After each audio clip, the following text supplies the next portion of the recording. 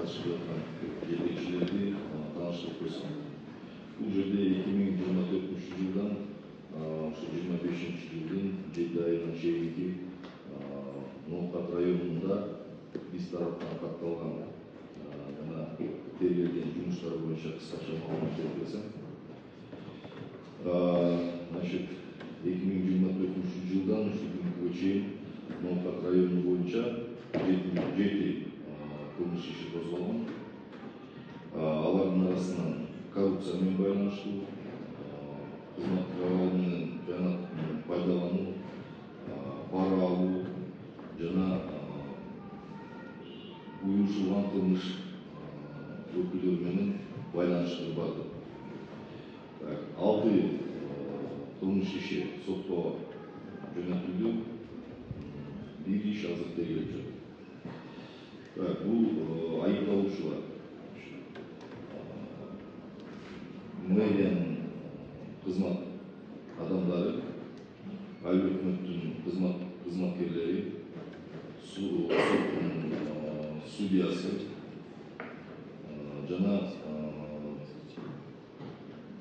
госагентство по земельным ресурсам, должностные лица госагентства по земельным ресурсам, прокуратуры, правоохранительных органов, а также частное лицо, обвиняемое в финансировании ОПГ. Жалпы маалымат берип коеюн, сиздерден кечирим сурайм. Маалымат расмий даяр болуп калды. Эми маалымат берип кетейин. 24 жылы мамлекеттин бюджетине келтирилген зыян Ноокат району боюнча 1 миллиард 698 миллион 16 миң сом.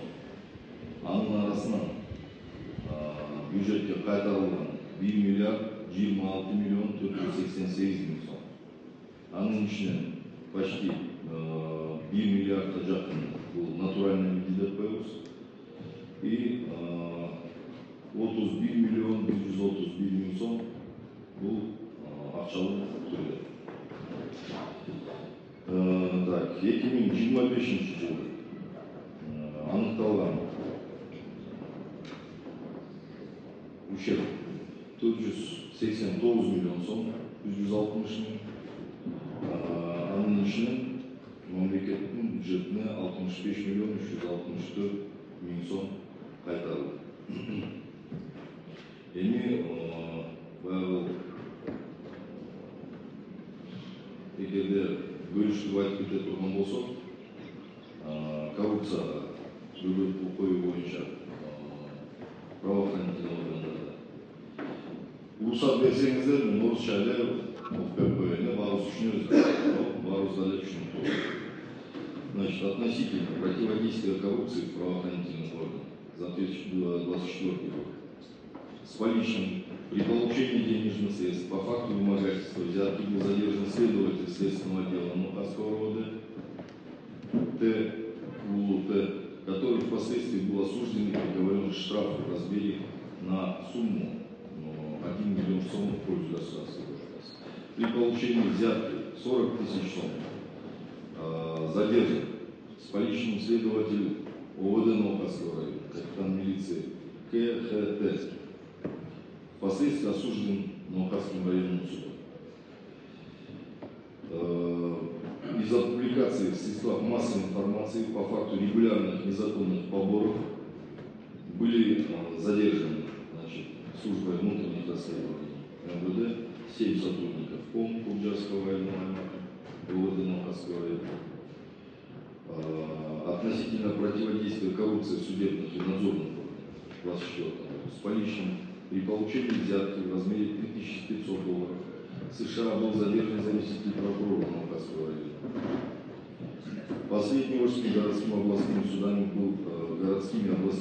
был осужден и приговорен к штрафу в размере 1 миллион сом в пользу государства. 2020 по линии контрразведки. Так, значит, по линии обеспечения обеспечения судебной системы был возбужден уголовное дело в отношении судьи Ноокатского района Курской области Абу Хасанова по факту получения взятки, злоупотребления должностным положением и вынесения неправосудного приговора или иного судебного. В настоящее время Абулкасымову предъявлено обвинение, дело направлено в суд для рассмотрения по существу. Касательно нарушений законодательства в сфере госзакупок за 25 год в рамках проекта деятельности Пулатовского района Махатского района была назначена аудиторская проверка, по итогам которой установлена сумма завышенного физического уровня стоимости строительно-монтажных работ социальных объектов на 11 миллионов 760 тысяч сомов. Сумма ущерба в нарушении закона Кыргызской республики государственных закупков составила около 2 миллионов сомов. Касательно должностных преступлений в сфере земельного законодательства, в том числе так называемые земельные. Им будет өзінің абдан көп қозғалып азық түліктерді береді. Бұл жерде біз тараптан ГКМБ тарабынан, УКМК тарабынан көрілген шаралардың негізінде 41 гектардан ашық жер қайтарылып берді мемлекетке. Аның басы 452 миллион 100 мың сом болып есептеледі. Бұл жерде ең фамилияларын айтпайлы. Абдан көп қызметкерлер жауапкершілікке тартылды.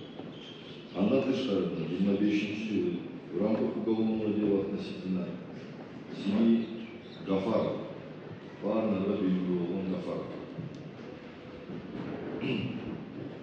Бұл жерде легализация преступности тартылды. Андан тышкары незаконная приватизация. Өзіңізді барлығы мал. Шул жерде шундай бір күтіванда бар кен, аны бүгінгі күнде азық тегеліп жатыр.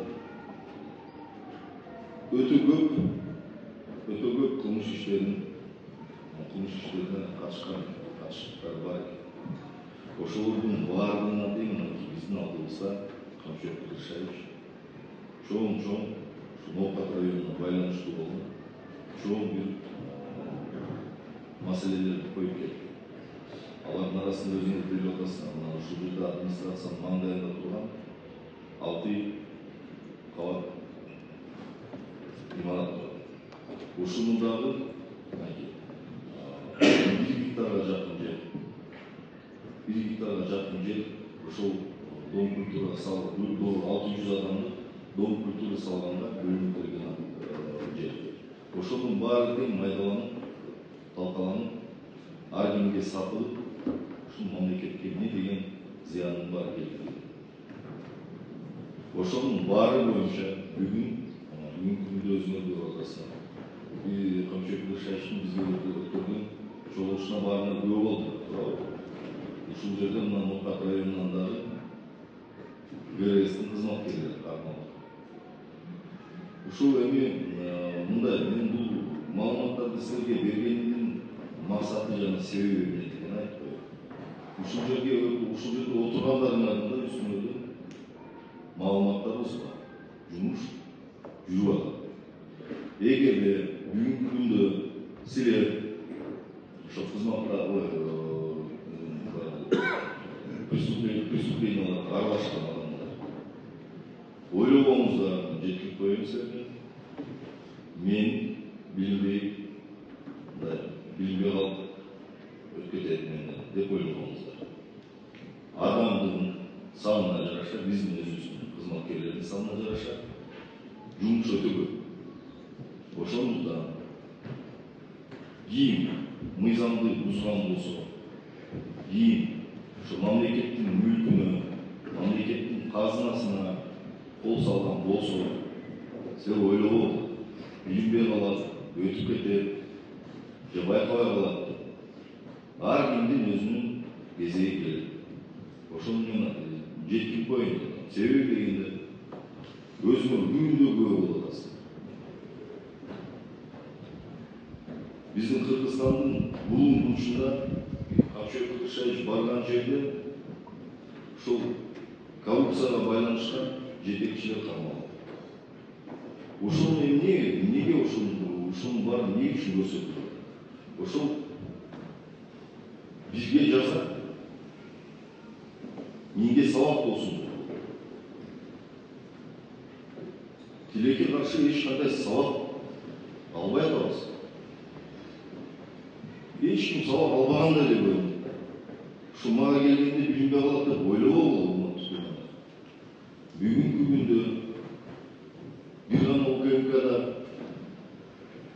же башқа правоохранительный органда барлық мүмкіншіліктер бар. Еш уақытта бүгінгі қылған қылмышына білінбей қалды деп ойлау. Уақыт керек, очень жетеді. Ошондудан шығып кетеді, ушу мүмкіншілікпен пайдаланып, ушу жетекшілерге жеткилик ушул нерсе протокол түзүп атат. Өзүңөр дагы өзүңөр жетектеп аткан мекеме ишканаларга барып, кол алдыңардагы кызматкерлердин баарына жеткилик. Керек эмес, бир күндүк кызыкчылык үчүн эртеңки өзүңүздөрдүн, бир туугандарыңыздардын, бала чакаларыңыздардын ушу келечегине балта чаап көрбөйт. Мамлекеттик мүмкүндө мындай бир туруктуу өнүгүү жолуна тура атабыз баарыбыз. Көрүп атасыңар, байкап атасыңар. Канча жылдардан бери, 10 жылдыктардан бери болбогон нерселердин баары. Мамлекеттин жетекчилиги тарабынан кандай деген камкорлуктар көрүлөт. Айлык маяналар көтөрүлүп атат. Кызмат угуналар, кызматтык шарттар, барлық нерсе, мынакей могул жерде мына ушу коррупциянын символу болуп турган ушул зданияны эле примерно көрүңүздөр. Буга чейин эмне болуп келген? Соттордун чечими менен чыгып кеткен. Ал кандай болгон, эмне болгон өзүңөр баарына билесиңер. Ушул жерде отурганда. Ошол да мамлекеттин эсебинен өтүп атат. Ошону да ушул шаардыктардын, ушул райондун тургундарынын, жашоочуларынын бир кызыкчылыгы үчүн ошол бизге жакшынакай шарт түзүлүп берсин деп бюджеттен акча карала турган болду. Жакшынакай болгон круговой салына турган болду. Канализация маселелери салына турган болду. Ушуга окшогон мындай бир жакшы нерселердин баарын байкашпай көрөлү, түшүнөлү. Алдыга карап мындай бир жакшы көз караштан умтулайлы. Урматтуу журттуган.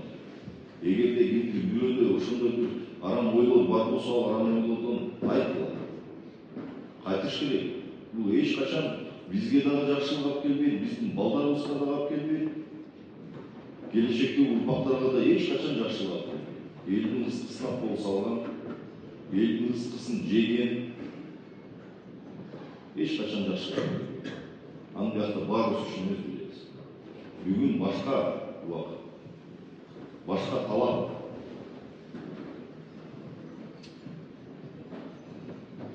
Андан кийин дагы бул жерде мынакей проводный значение дагы айтып өтүлгөн нерсе. Өткөн Комчубек Бышашкелик бошлой түрдө чогулушта именно ГАИнин сотрудниктери боюнча чоң замечание болуп кеткен. Өзүңүз көргөнсүз, эми ушул замечание улай маалыматтар жетип атат. Өзбекстандан достук аркылуу келген ушул жерде меймандарга өтө ГАИнин начальниги токтомузчу.